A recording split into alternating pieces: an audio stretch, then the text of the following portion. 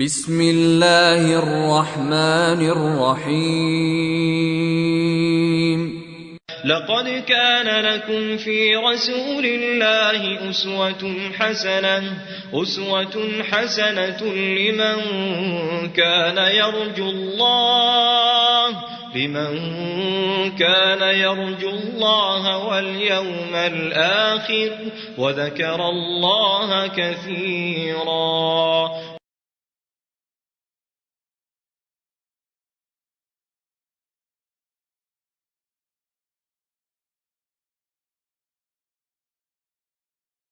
إن الحمد لله نحمده ونستعينه ونستغفره ونعوذ بالله من شرور أنفسنا ومن سيئات أعمالنا من يهده الله فلا مضل له ومن يضلل فلا هادي له وأشهد أن لا إله إلا الله وحده لا شريك له وأشهد أن محمدا عبده ورسوله أما بعد.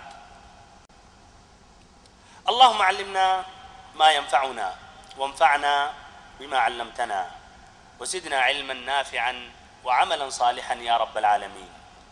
اللهم أرنا الحق حقا وارزقنا اتباعه وأرنا الباطل باطلا وارزقنا اجتنابه.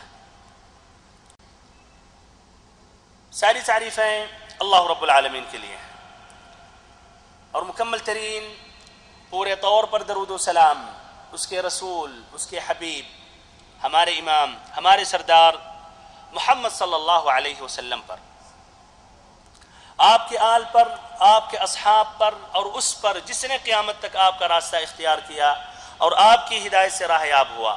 اور اللہ رب العزت سے دعا کرتا ہوں کہ ہمارا اور آپ سبھی کا انہی میں شمار کرے جنہوں نے آپ صلی اللہ علیہ وسلم کا راستہ اختیار کیا اور آپ کی ہدایت سے راہیاب ہوئے. آمین یا رب العالمین. واجب الاحترام بھائیوں، محترم ساتھیوں، عزیز بچوں اور ہماری ماں اور بہنوں، گزشتہ درس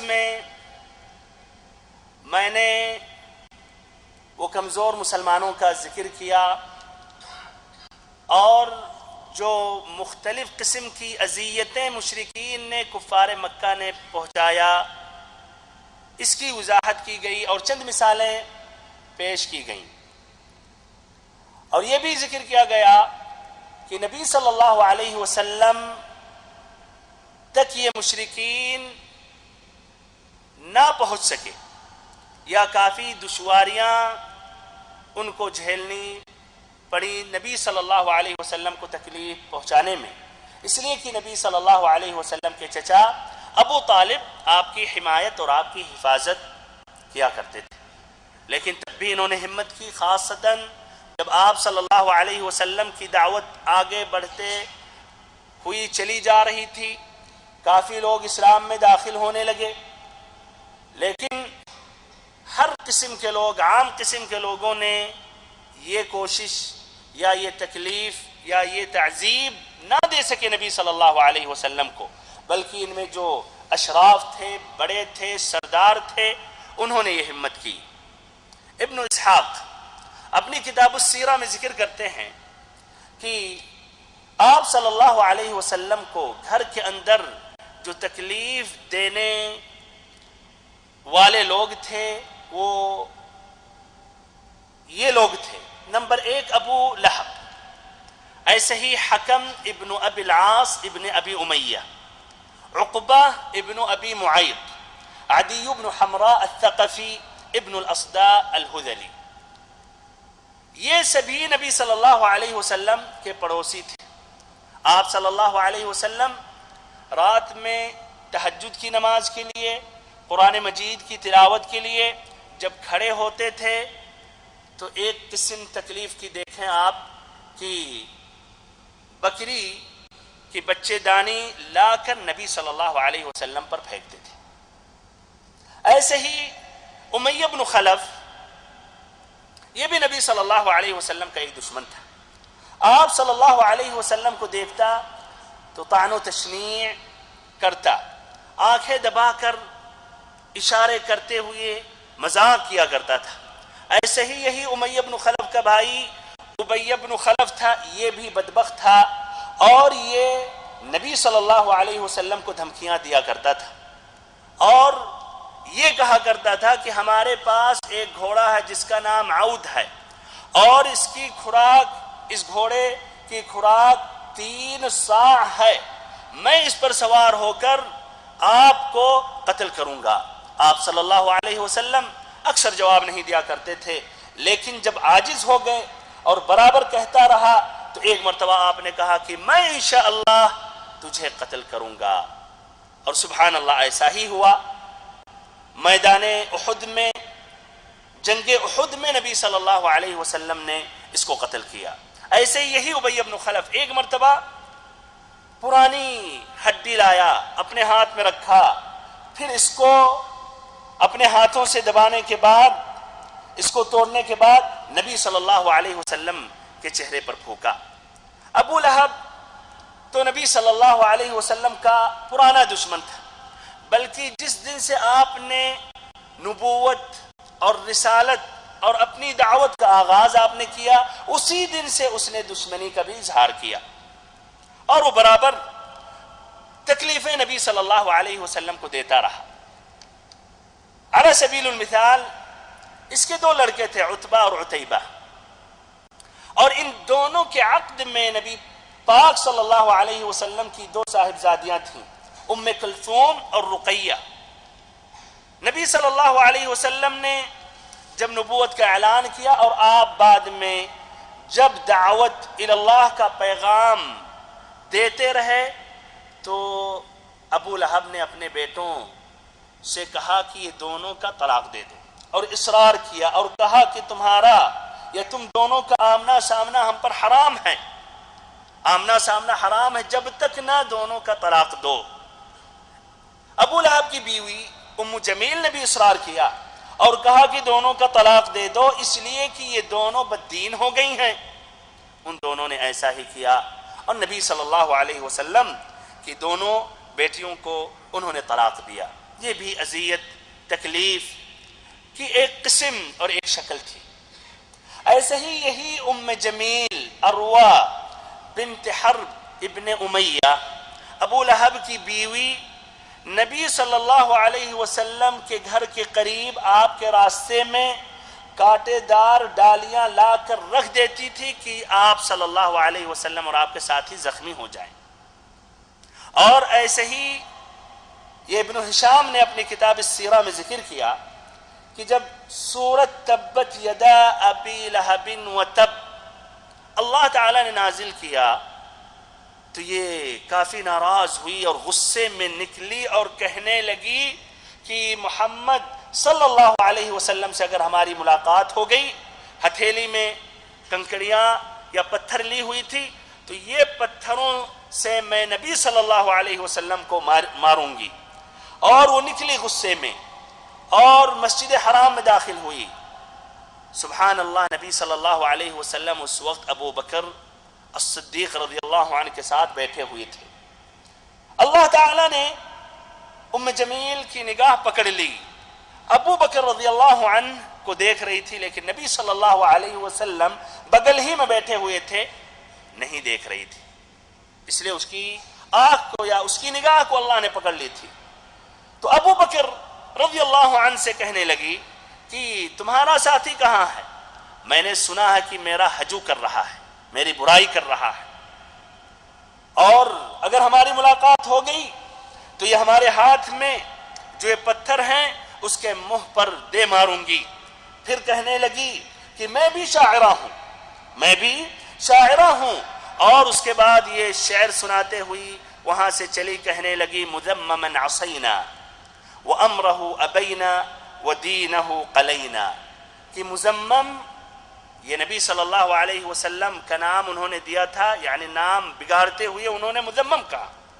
آپ کا نام تو محمد ہے، محمد کا معنی جس کی تعریف کی جائے یا جس کی تعریف کی گئی ہو، اور مذمم اس کا برعکس معنی ہے، جس کی مذمت کی گئی ہو یا جس کی مذمت، جس کی برائی کی جائے۔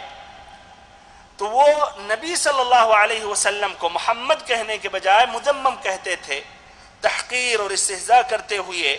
اور اس میں بھی سبحان اللہ ایک حکمت تھی بھائیوں، وہ گالی دیتے تھے کس کو گالی دیتے تھے؟ مذمم کو. مذمم کوئی اور تھا، کوئی اور ہوگا؟ آپ کا نام تو محمد ہے.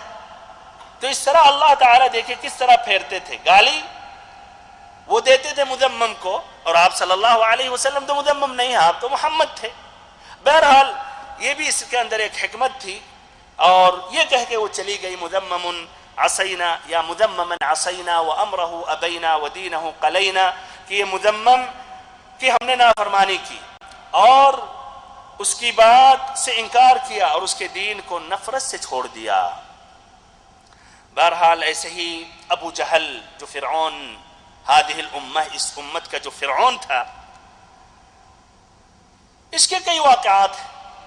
ان واقعات میں سے نبی صلی اللہ علیہ وسلم کو مسجد حرام کعبہ کے پاس نماز پڑھنے سے روکتا تھا، اور اس کا ذکر سورۃ العلق اقرأ بسم ربک الذی خلق میں آیا ہے. رجوع کر سکتے ہیں، دیکھ سکتے ہیں. ارأیت الذی ینہی عبدا اذا صلی ارأیت ان کان علی الہدی او امر بالتقوی ارأیت ان کذب وتولی الى آخر الآیات.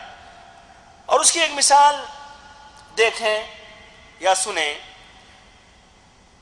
صحیح امام مسلم کی روایت ہے، ابو ہریرہ رضی اللہ عنہ سے روایت کرتے ہیں کہ یہی ابو جہل ایک روز اپنے ساتھیوں سے کہنے لگا ایعفر محمد صلی اللہ علیہ وسلم جبہتہ بین اظہرکم، کہ یہ محمد صلی اللہ علیہ وسلم اپنا چہرہ مٹی پر زمین پر رکھتا ہے تم سبھی کے سامنے.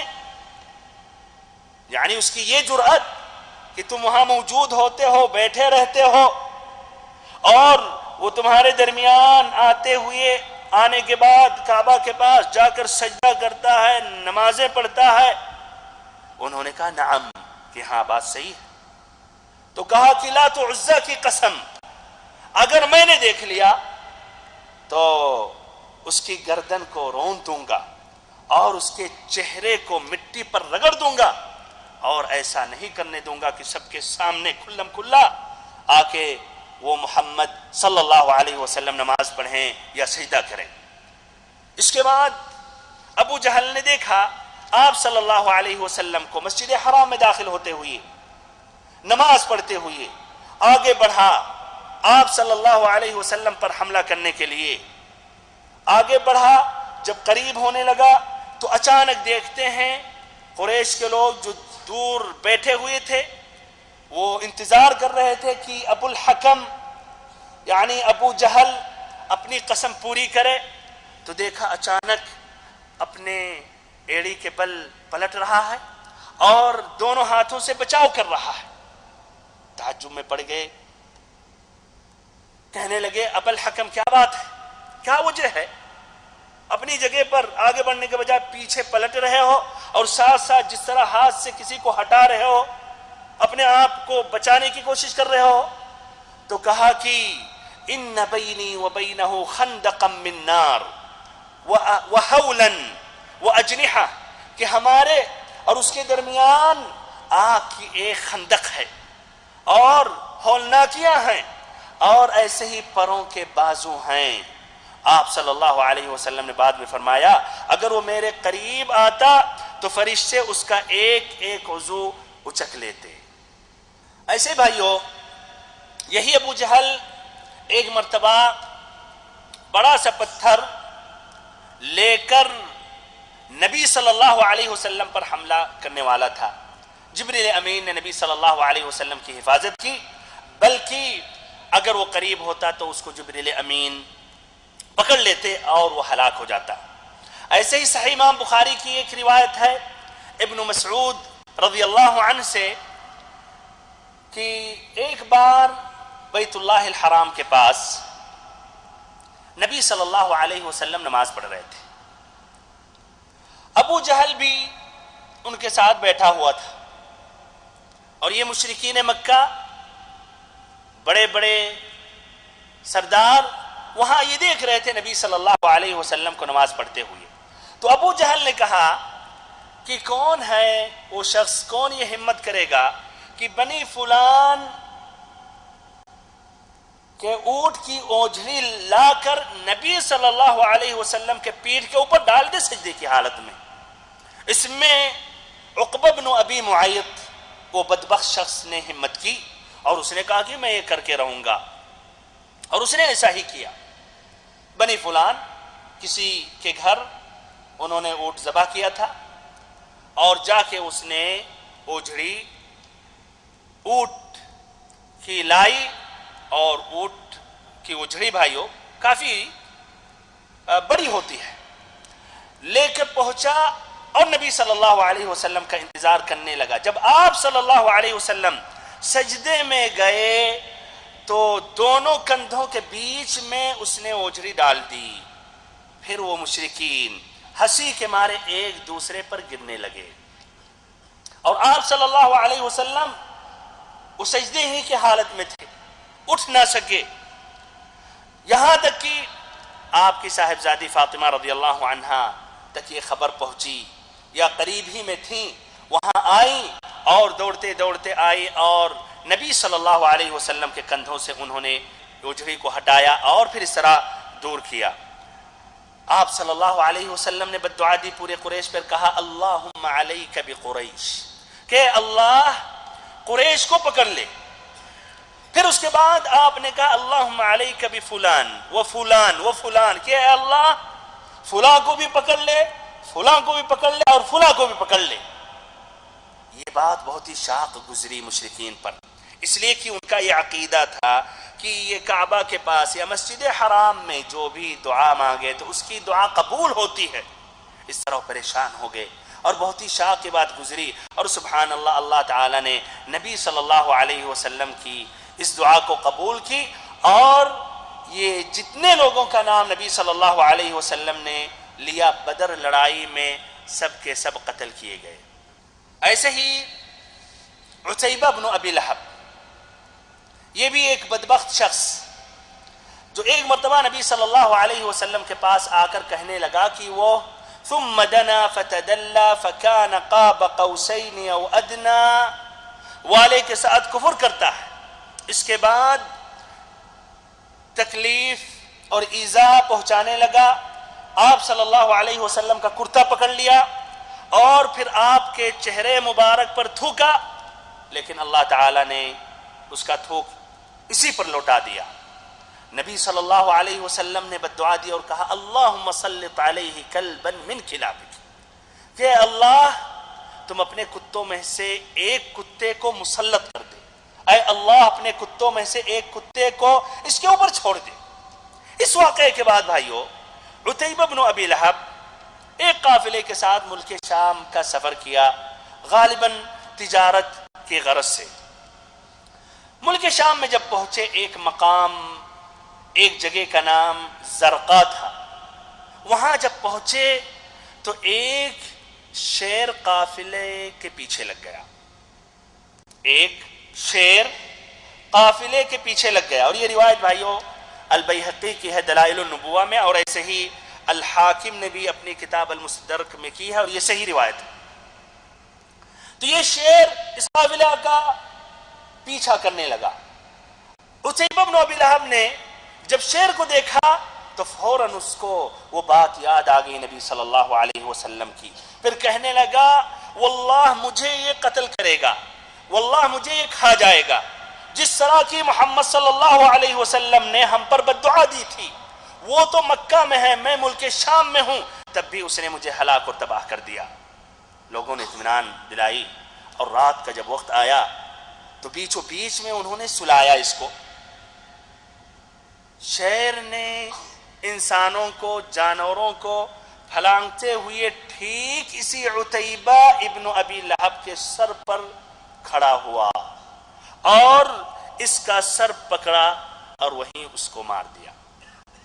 یہ بھی نبی صلی اللہ علیہ وسلم کے متعدد معجزات میں سے ایک یہ معجزت تھی جو ایسے بدبختوں کے لیے اور تمام بدبختوں کے لیے عبرت تھی اور نصیحت تھی کہ وہ بچ جائے اور نبی صلی اللہ علیہ وسلم کو ایذا یا تکلیف نہ دے.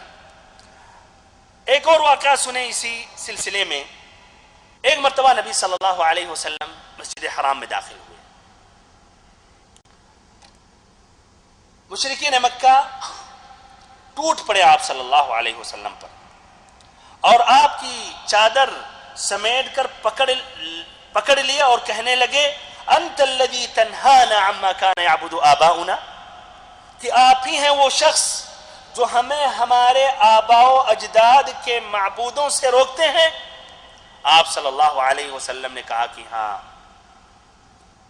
اس پر مزید وہ ٹوٹ پڑے اور کوئی اس میں للکار رہا تھا، کوئی کچھ کر رہا تھا، اور عقبہ بن ابی معیط یہ بدبخت آیا اور آپ صلی اللہ علیہ وسلم کا کپڑا پکڑ لیا اور گلے میں لپیٹ کر بل دیتے ہوئے نہایت سختی کے ساتھ گلا گھونٹنے لگا۔ دیکھیے کتنے لوگ حملہ کیا اور پھر وہ اس بدبخت کو دیکھیے، کپڑا نبی صلی اللہ علیہ وسلم کو گلے میں کر کے اور پھر تیزی سے سختی سے کھینچنے لگا، دبانے لگا۔ ابو بکر رضی اللہ عنہ تک یہ بات پہنچی، ابو بکر رضی اللہ عنہ وہاں سے دوڑ پڑے اور آ کے سب سے پہلے عقبہ کو دونوں کندھوں سے پکڑ کر دھکے دے کر نبی صلی اللہ علیہ وسلم کو چھڑایا۔ پھر یہی ابو بکر رضی اللہ عنہ کسی کو مار رہے ہیں، کسی سے لڑ رہے ہیں اور کہتے چلے جا رہے ہیں افسوس ہے اتقتلون رجلا ان یقول ربی اللہ، کہ ایسے شخص کو، ایک آدمی کو اس لیے قتل کر رہے ہو کہ وہ کہتا ہے کہ میرا رب اللہ ہے۔ اس کے بعد وہ مشرکین نبی صلی اللہ علیہ وسلم کو چھوڑ کر ابو بکر رضی اللہ عنہ پر ٹوٹ پڑے اور اس قدر انہوں نے مارا کہ ناک اور چہرے میں تمیز کرنا مشکل تھا اور پورے بال میں بھی خون ہی خون آ گیا کہ اگر آپ پکڑیں بال تو پورا خون آ رہا تھا ہاتھ میں، یہاں تک کہ بنو تیم، ان کا جو خاندان تھا بنو تیم، ابو بکر التیمی ہیں، ان تک یہ بات پہنچی تو کچھ افراد وہاں پہنچے اور انہوں نے کپڑے میں ان کو لپیٹ کر وہاں ان کے گھر تک پہنچایا، اور گھر میں جب پہنچے تو کسی کو شک اور شبہ نہ تھا کہ ان کا انتقال ہو گیا۔ ایک آدمی خون ہی خون میں ڈوبا ہو اور سانس نہ لے رہا ہو، بات نہ کر سکے، تو ان کا غالب گمان نہیں تھا بلکہ شک و شبہ نہیں تھا اس میں کہ ان کی موت واقع ہو چکی ہے اور ان کو انہوں نے قتل کر دیا۔ لیکن جب شام کا وقت آیا تو بول پڑے۔ جب انہوں نے بولا تو دیکھیے سب سے پہلے کس کے بارے میں انہوں نے پوچھا، کیا کہا؟ کہا کہ ما فعل النبی صلی اللہ علیہ وسلم، کہ نبی صلی اللہ علیہ وسلم کا حال کیا ہے، آپ کیسے ہیں، آپ کی خیریت کے بارے میں سوال کیا۔ اس پر بنو تیم کے کچھ افراد جو وہاں موجود تھے، جنہوں نے حمیت میں ابو بکر رضی اللہ عنہ کو بچایا، ملامت اور مذمت برا بھلا کہہ کے وہاں سے چلے گئے، اور پھر اس کے بعد ابو بکر رضی اللہ عنہ کے سامنے کھانا پینا پیش کیا گیا، انہوں نے رفض کیا، کہا کہ جب تک میں محمد صلی اللہ علیہ وسلم کو اپنے آنکھوں سے دیکھ نہ لوں اور میرے نفس کو قرار و سکون مل نہ جائے کہ وہ خیریت سے ہیں، جب تک میں کھا نہیں سکتا نہ پی سکتا۔ رات کا جب سناٹا ہوا اور سناٹا چھا گیا تو لوگوں نے، یا انہی کے گھر کے لوگوں نے، وہاں دار الارقم ابن ابی الارقم میں انہوں نے پہنچایا جہاں نبی صلی اللہ علیہ وسلم موجود تھے۔ انہوں نے جب دیکھا کہ آپ صلی اللہ علیہ وسلم خیریت سے ہیں اور آپ کو کوئی تکلیف نہیں ہے تو اس کے بعد انہوں نے پھر کھانا پینا شروع کیا۔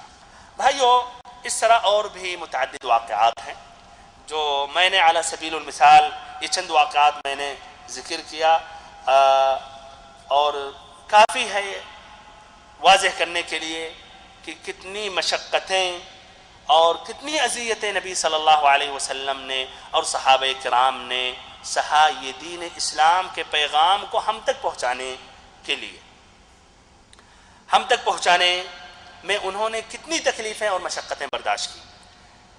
اس کے اندر جو سبق اور عبرت کی باتیں ہیں میں نے سابقہ درس میں ذکر کیا تھا، اسی لیے دوبارہ ذکر کرنا مناسب نہیں سمجھتا ہوں، لیکن دو باتیں ضرور میں ذکر کروں گا، دو اہم فائدے جو ہیں وہ میں ضرور ذکر کروں گا۔ پہلا فائدہ یہ ہے کہ کبھی کبھی یہ سوال ذہنوں میں آتا ہوگا کہ اتنی اذیتیں، اتنی تکلیفیں جو نبی صلی اللہ علیہ وسلم کو پہنچیں، یا صحابہ کرام کو، کیا اللہ تعالیٰ ان کو محفوظ نہیں کر سکتا تھا؟ کیا اللہ تعالیٰ بغیر تکلیفیں پہنچے ہوئے اللہ تعالیٰ اپنا یہ دین دوسروں تک نہیں پہنچا سکتا تھا؟ ایسے کبھی کبھی سوال آتے ہیں، یا جب بھی اسلام اور مسلمان پست ہوتے ہیں اور ان پر کافروں کا، دشمنوں کا جب حملہ ہوتا ہے تو ایسے سوالات ذہنوں میں آتے ہیں کہ کیا ہم حق پر نہیں ہیں؟ کیا ہمارا دین سچا دین نہیں ہے؟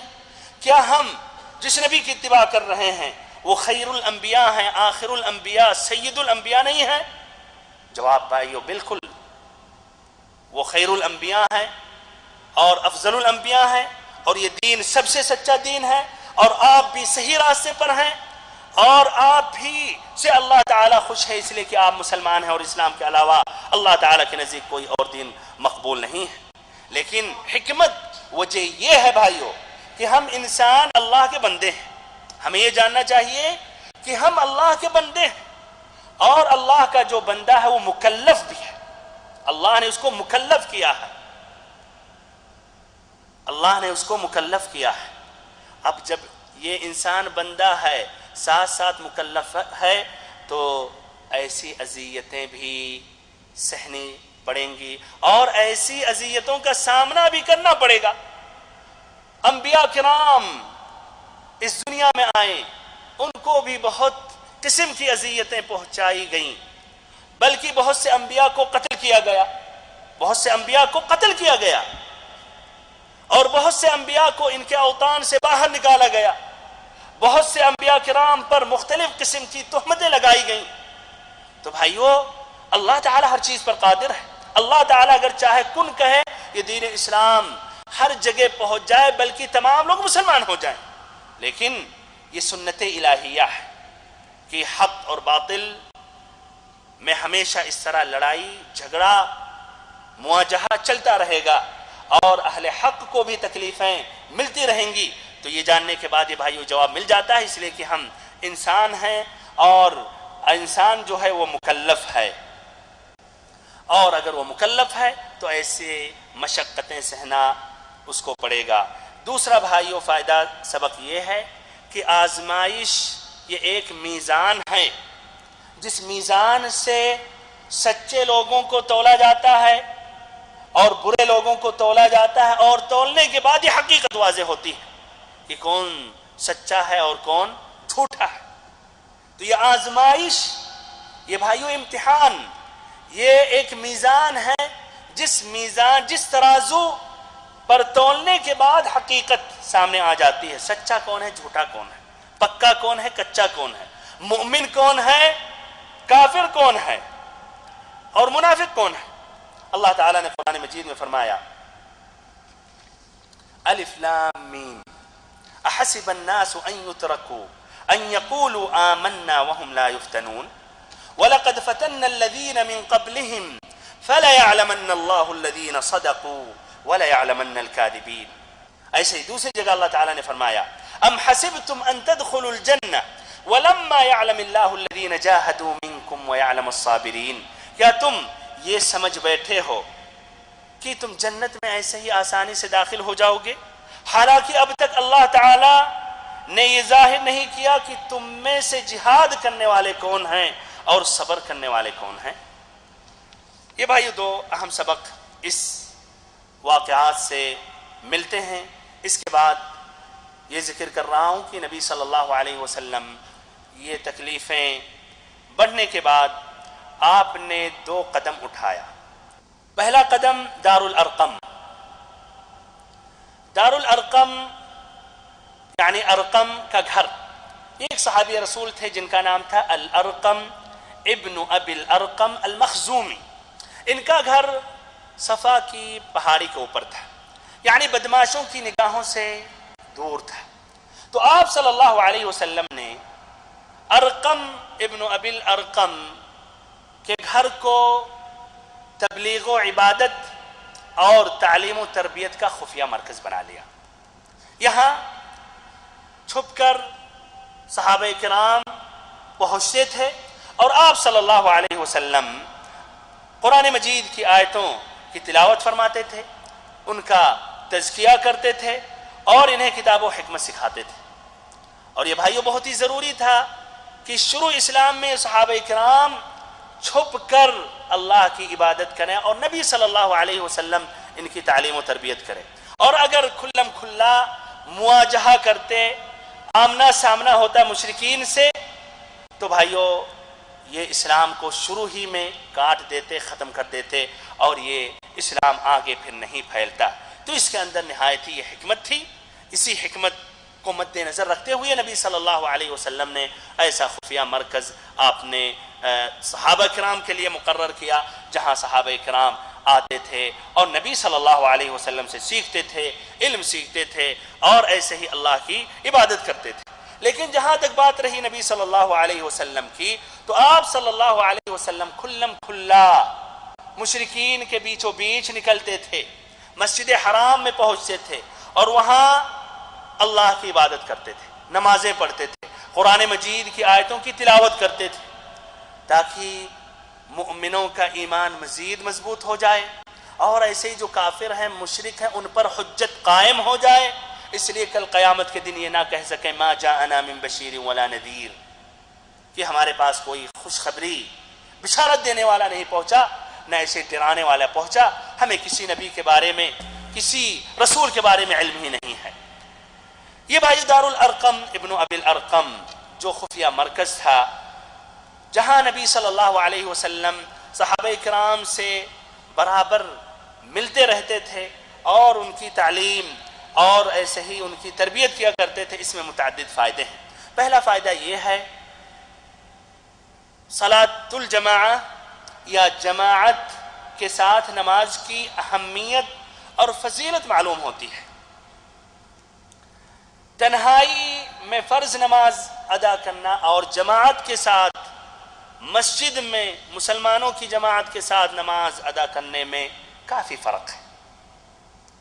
اکیلے آدمی جب پڑھتا ہے ایک تیزی سے پڑھتا ہے اور خشوع خضوع سکون راحت نہیں ملتی ہے، لیکن جب مسجد میں آتا ہے، مسلمانوں کے ساتھ ہوتا ہے اور بھی اس کے بھائی موجود ہوتے ہیں، تو سکون کے ساتھ خشوع و خضوع کے ساتھ نماز پڑھتا ہے. اور یہ صلاۃ الجماعہ، جماعت کے ساتھ فرض نمازیں پڑھنا واجب ہے یا سنت ہے، یہ الگ یہ بحث ہے. لیکن اس واقعے سے ہم استدلال کر سکتے ہیں کہ یہ فرض ہے، اور اگر فرض نہ ہوتا تو نبی صلی اللہ علیہ وسلم شاید کہتے کہ گھروں میں ہر کوئی گھر ہی میں نماز پڑھ لے اور یہاں آنے کی ضرورت نہیں ہے. بہرحال یہ ایک مفہوم ہے اس واقعے سے، واللہ اعلم بالصواب. دوسرا سبق، دوسرا فائدہ ہمیں یہ ملتا ہے کہ ایک مسلمان کے لیے اچھی رفاقت، نیک دوستوں کی انتہائی ضرورت ہے. ایک مسلمان کو چاہیے کہ ایسے اچھے لوگوں کو اپنائے، نیک لوگوں کی صحبت، ان کی رفاقت اختیار کرے، ان کے ساتھ اٹھے بیٹھے، ان سے استفادہ حاصل کرے.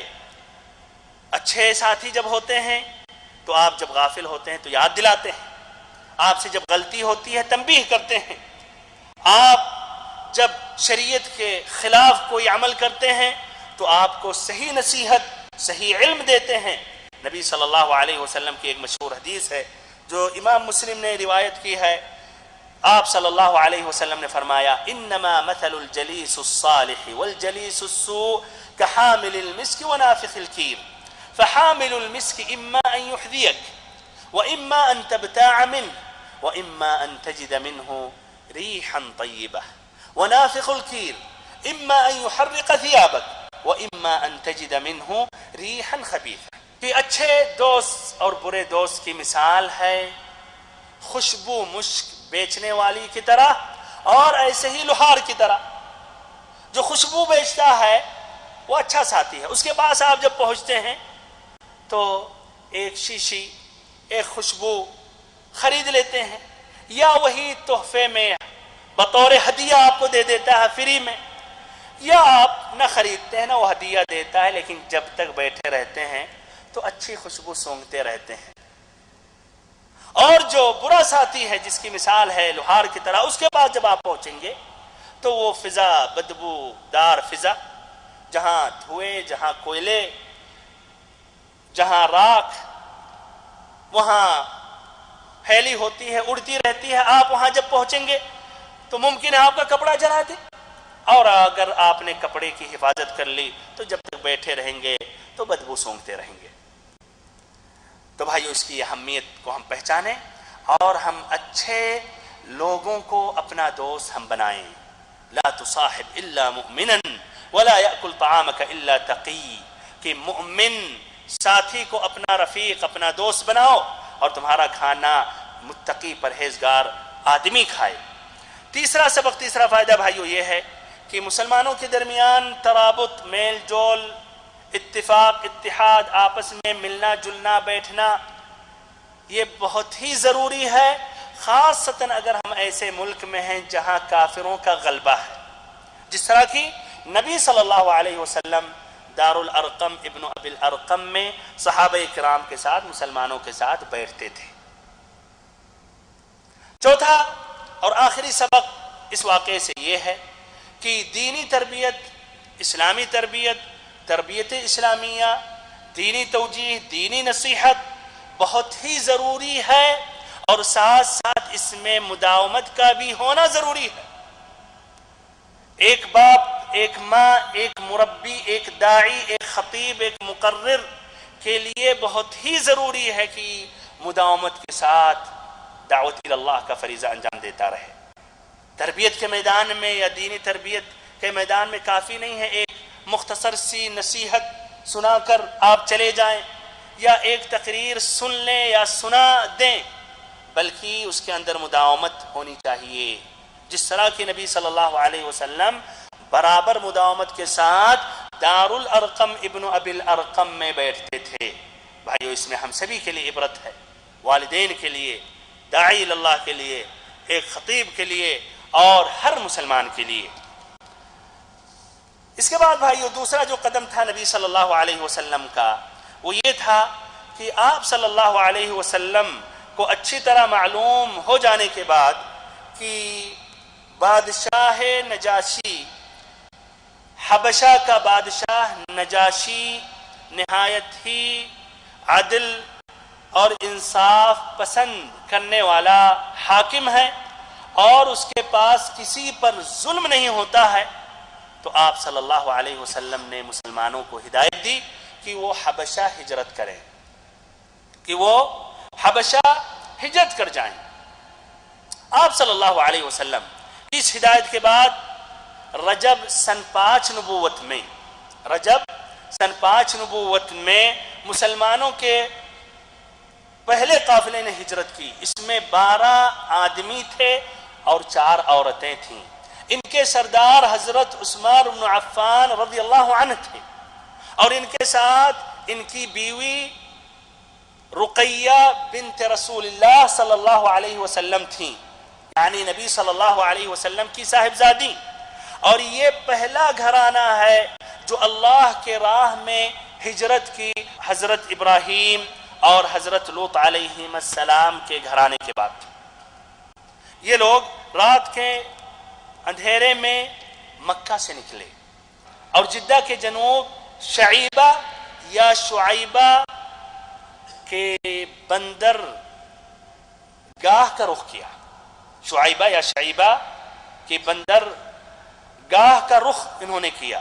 یہ بھائیو، یہ بندرگاہ یہ یہاں سے مکہ والوں کا اکثر سمندر میں جب سفر ہوتا تھا اکثر یہیں شعیبہ بندرگاہ سے ہوتا تھا، اور یہ 68 کلومیٹر جنوب میں واقع ہے، جدہ سے جنوب میں، ساؤتھ میں۔ اس طرح یہ رات کے اندھیرے میں نکلے اور شعیبہ بندرگاہ پہنچ گئے، اور اللہ تعالیٰ کی مشیت پہلے سے 2 جہازیں وہاں تیار تھیں، 2 تجارتی جہازیں تیار تھیں۔ یہ تمام مسلمان اس پر سوار ہو گئے اور اس طرح وہ ہجرت کر کے حبشہ پہنچ گئے۔ ادھر جب مشرکین کو پتہ چلا تو غیظ و غضب سے پھٹ پڑے، غصے میں آ گئے، تکلیف محسوس ہونے لگی۔ کیسی تکلیف؟ کہ یہ مکہ سے اس طرح آزادی کے ساتھ وہ حبشہ پہنچ جائیں گے اور آرام سے اللہ کی عبادت کریں گے، بلکہ اپنے دین کی نشر و اشاعت کریں گے۔ تو ان کی پوری کوشش تھی کہ دوبارہ ان کو مکہ پہنچایا جائے تاکہ پھر سے اذیتیں پہنچائی جائیں اور پھر ان کو مجبور کیا جائے کہ دوبارہ کفر پر لوٹ آئیں یا دوبارہ وہ کافر ہو جائیں. لیکن ان کے لوگ یا افراد جب وہاں پہنچے ساحل تک تو اس سے پہلے کافی دور سمندر کا سفر کرتے ہوئے یہ مسلمان حبشہ کے قریب پہنچ چکے تھے. اس طرح ان کو واپس آنا پڑا. اس کے بعد بھائیو ایک عجیب و غریب واقعہ پیش ہوا جس میں تمام مشرکین نے سجدہ کیا. وہ واقعہ اس طرح ہے کہ یہی ہجرت کے 2 مہینے کے بعد، یہی رجب سن 5 نبوت کے 2 مہینے کے بعد، رمضان سن 5 نبوت میں نبی صلی اللہ علیہ وسلم مسجد حرام میں داخل ہوئے یا مسجد حرام میں آپ نے تشریف لائی. اس وقت کعبہ کے آس پاس قریش کے بہت سارے لوگ جمع تھے اور ان کے سردار اور بڑے بڑے لوگ بھی تھے. ابھی سورۃ النجم تازہ بتازہ اتری ہوئی تھی. آپ صلی اللہ علیہ وسلم جب وہاں پہنچے اور ان کو بھی دیکھا تو آپ نے یہی سورۃ النجم کی تلاوت شروع کر دی. والنجم اذا ہوا ما ضل صاحبكم وما غوا وما ينطق عن الهوى ان هو الا وحي يوحى علمه شديد القوى ذو مرة فاستوى وهو بالافق الاعلى ثم دنا فتدلى فكان قاب قوسين او ادنى فاوحى الى عبده ما اوحى. یہ پڑھتے گئے اور یہ مکہ کے مشرکین ایسا نفیس کلام انہوں نے کبھی سنا نہ تھا اور جب یہ سننے لگے تو سنتے رہے یہاں تک کہ خاموش طاری ہو گئی، مبہوت ہو گئے، نہ روکنے کا یارا نہ ٹوکنے کا ہوش. پڑھتے گئے آپ صلی اللہ علیہ وسلم یہاں تک کہ آخری صورت میں جب پہنچے، ڈانٹ ڈپٹ والی آیتیں آئیں تو دلوں پر کپ کپی طاری ہو گئی، ہوش اڑتے محسوس ہوئے. اور آپ صلی اللہ علیہ وسلم نے جب آخری آیت کی تلاوت کی فَاسْجُدُوا لِلَّهِ وَاعْبُدُوا کہ اللہ تعالیٰ کے لیے سجدہ کرو اور اسی کی عبادت کرو، سبھی کے سب سجدہ ریز ہو گئے، سجدے میں پڑ گئے. مکہ کے مشرکین بڑے بڑے لوگ بھی سجدے میں آ گئے. صحیح امام بخاری کی بھی ایک روایت ہے، ابن مسعود رضی اللہ عنہ سے روایت کرتے ہیں کہ نبی صلی اللہ علیہ وسلم نے سورۃ النجم پڑھی، پھر سجدہ آپ نے کیا تو قوم کا کوئی بھی آدمی، کوئی بھی فرد باقی نہ رہا جس نے سجدہ نہ کیا ہو. ایک آدمی نے ایک مٹھی میں کنکری یا مٹی لی اور پھر اپنے ماتھے تک یا اپنے چہرے کے اوپر تک لے گیا اور کہنے لگا میرے لیے یہی کافی ہے. حضرت ابن مسعود رضی اللہ عنہ کہتے ہیں اس کے بعد میں نے دیکھا کہ یہ شخص کفر کے حالت میں مارا گیا، غزوہ بدر میں مارا گیا. یہ شخص کا نام امیہ ابن خلف تھا.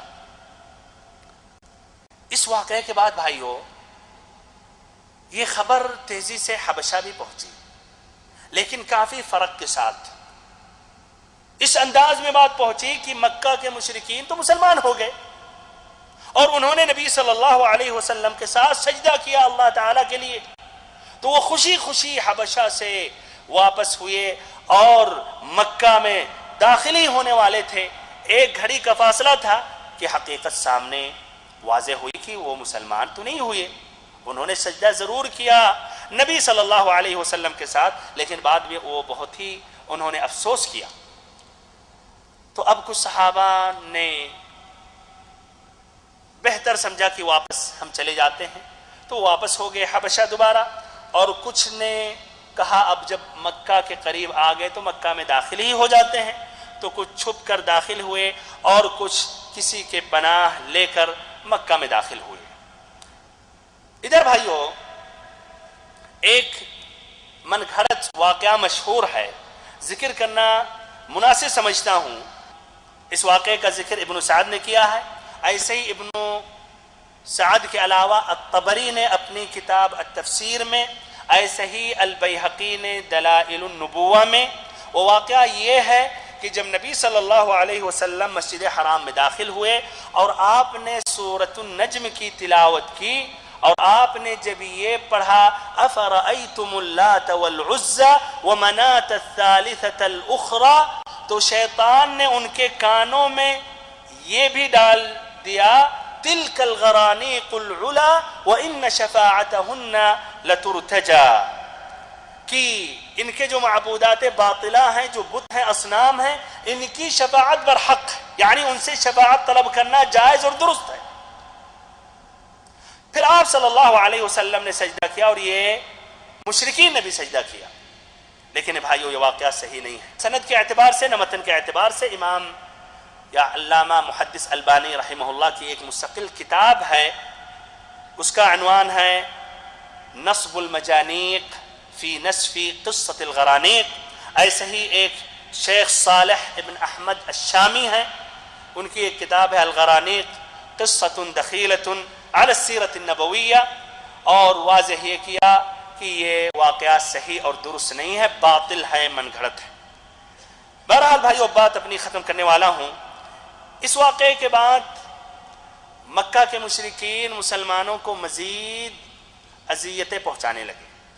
اس کی دو وجہ تھی۔ پہلی وجہ یہ تھی کہ ان کو افسوس تھا کہ انہوں نے مسلمانوں کے ساتھ سجدہ کیا، نبی صلی اللہ علیہ وسلم کے ساتھ سجدہ کیا، اور دوسری وجہ یہ تھی کہ نجاشی جو مسلمانوں کے ساتھ حسن سلوک کر رہا تھا تو ان کو اس کی جلن تھی، اسی لیے وہ مزید پریشان کرنے لگے، یہاں تک کہ نبی صلی اللہ علیہ وسلم نے پھر صحابہ کرام کو مشورہ دیا کہ وہ حبشہ کی طرف ہجرت کر جائیں۔